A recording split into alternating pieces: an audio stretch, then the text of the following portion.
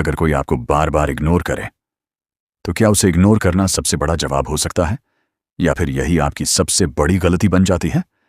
आज की इस बुक समरी में हम जानेंगे द इग्नोर स्ट्रेटजी कि वो साइकोलॉजी जो बताती है कि कब साइलेंस आपकी सबसे बड़ी ताकत बनती है और कब वही साइलेंस आपके रिश्ते, करियर और सम्मान को चुपचाप खत्म कर देती है। तो चलिए शुरू करते हैं। हम सभी ने कभी ना कभी ये दर्द महसूस किया है। आप किसी को मैसेज करते हैं लेकिन घंटों तक रिप्लाई नहीं आता।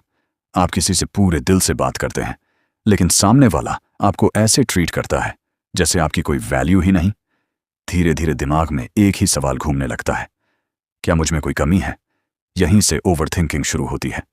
हम बार बार उनका लास्ट सीन देखते हैं, सोशल मीडिया चेक करते हैं, उनकी हर एक्टिविटी नोटिस करते हैं और जितना ज्यादा अटेंशन देते हैं उतना ही खुद को छोटा महसूस करने लगते हैं। लेकिन इस बुक का पहला और सबसे बड़ा संदेश है, लोग हमेशा आपको इसलिए इग्नोर नहीं करते क्योंकि आप कमजोर हैं। कई बार लोग आपको इसलिए इग्नोर करते हैं क्योंकि उन्हें पता होता है कि आपकी पूरी इमोशनल एनर्जी उन्हीं पर डिपेंड करती है। जिस इंसान को पता हो कि आप हमेशा अवेलेबल हो, उसे आपकी प्रेजेंस की वैल्यू महसूस नहीं होती। ह्यूमन नेचर बड़ी अजीब होती है। जो चीज़ हमेशा आसानी से मिल जाए उसकी इंपॉर्टेंस धीरे धीरे खत्म होने लगती है। यही कारण है कि कई लोग अपनी वैल्यू बढ़ाने के लिए जानबूझकर डिस्टेंस बनाते हैं। लेकिन यहां एक बहुत बड़ा फर्क समझना जरूरी है। इग्नोर करना और इमोशनली मैनिपुलेट करना दोनों बिल्कुल अलग बातें हैं। अगर आप किसी को सिर्फ इसलिए इग्नोर करते हैं ताकि वो आपके पीछे भागे तो ये स्ट्रैटेजी नहीं बल्कि मैनिपुलेशन है।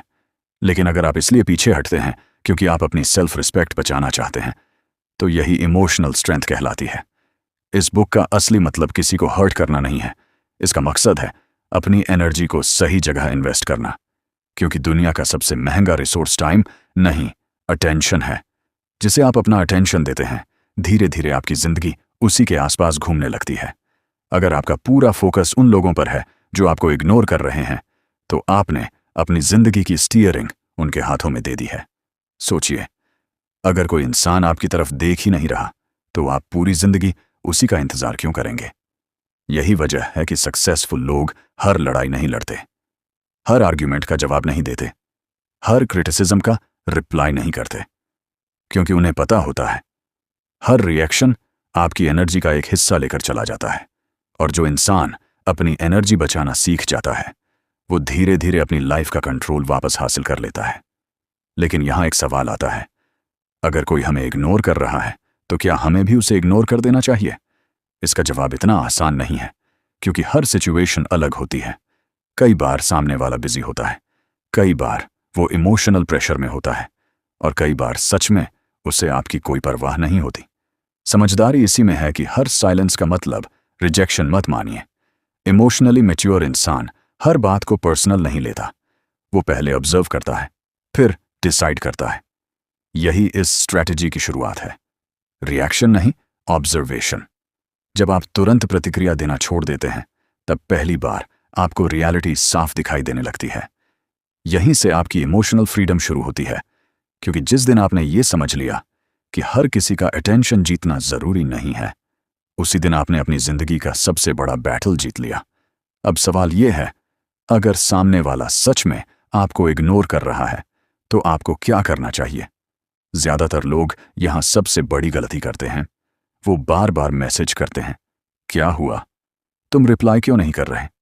क्या मुझसे कोई गलती हो गई?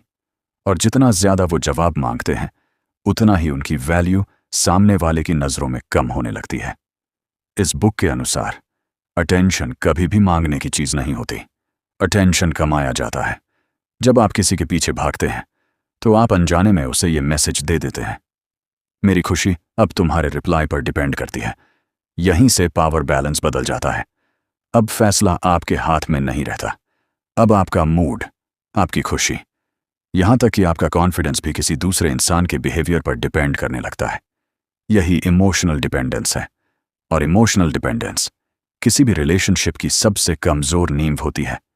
इसीलिए बुक कहती है, अगर कोई लगातार आपकी वैल्यू नहीं समझ रहा तो खुद को साबित करने की कोशिश मत कीजिए, क्योंकि जो इंसान आपको समझना ही नहीं चाहता उसे लाख सफाई देने के बाद भी वो वही देखेगा जो वो देखना चाहता है। याद रखिए, रिस्पेक्ट एक्सप्लेनेशन से नहीं, बिहेवियर से बनती है। अब एक छोटी सी कहानी समझिए। एक टीचर अपनी क्लास में पढ़ा रहे थे। एक स्टूडेंट बार बार शोर मचा रहा था। पूरी क्लास सोच रही थी कि टीचर अभी उसे डांटेंगे, लेकिन टीचर ने कुछ नहीं कहा।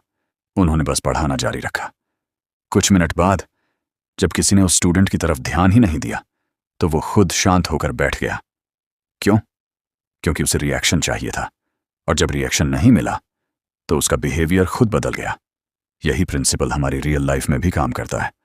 कई लोग आपको इसलिए परेशान करते हैं क्योंकि उन्हें पता होता है कि आप तुरंत रिएक्ट करेंगे, लेकिन जिस दिन आपने हर छोटी बात पर प्रतिक्रिया देना छोड़ दिया, उसी दिन आपने अपनी मानसिक शांति वापस जीत ली।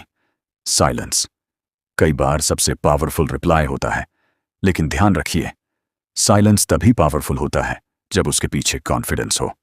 अगर आपका साइलेंस सिर्फ ईगो है तो वो रिश्ते तोड़ देगा, लेकिन अगर आपका साइलेंस सेल्फ रिस्पेक्ट से पैदा हुआ है तो वही साइलेंस आपकी सबसे बड़ी ताकत बन जाएगा। इसलिए अगली बार जब कोई आपको इग्नोर करे तो सबसे पहले खुद से ये सवाल पूछिए, क्या मुझे सच में इस इंसान का अटेंशन चाहिए या मैं सिर्फ अपनी ईगो को बचाने की कोशिश कर रहा हूं? यकीन मानिए, इस एक सवाल का जवाब आपकी आधी परेशानियां खत्म कर देगा। क्योंकि मैच्योर लोग हर दरवाजा खटखटाते नहीं, वो सिर्फ वहीं रुकते हैं जहां उनका सम्मान किया जाता है। लेकिन यहां एक बात समझना बहुत जरूरी है।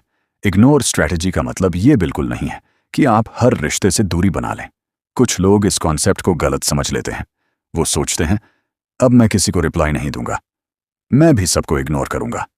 लेकिन ऐसा करना आपको स्ट्रांग नहीं बनाता, बल्कि इमोशनली इमेच्योर बना देता है।